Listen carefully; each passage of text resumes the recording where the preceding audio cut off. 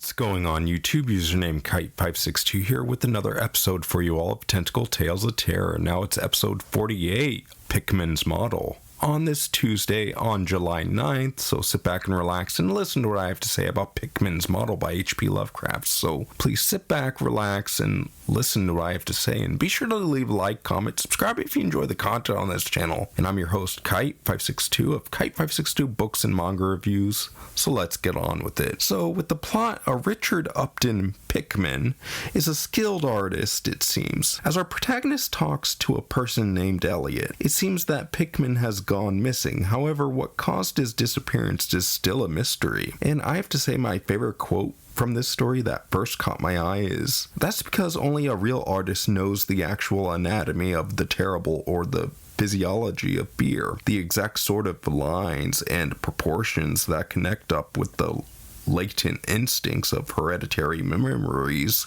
of fright and the proper color contrast and lighting effects to stir the dormant sense of strangeness." Pickman's Model, page 409. So, for the first side note, continuing on in page 409, Pickman would get visions and most of his artistic ideas, I say this with air quotes here, from thunderstorms. Could a Pickman cross paths with an unknown passage from the Necronomicon? That's my question here.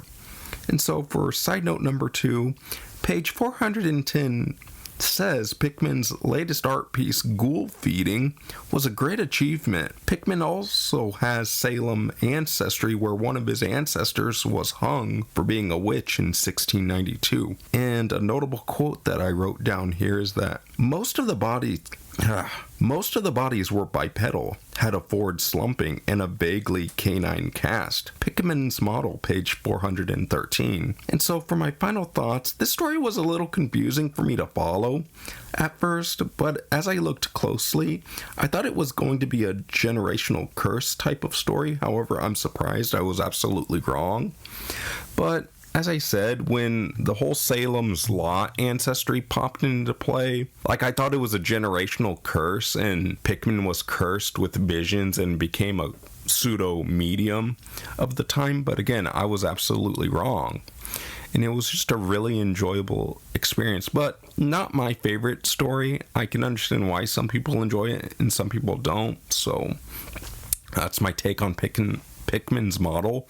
It's a short to the point story, so again, still a little enjoyable, but not really impactful to me per se, but I still really appreciate Mr. Lovecraft's detail to the craft. So I'm Kite562 signing out, and I hope you all have a wonderful day, everybody. Later.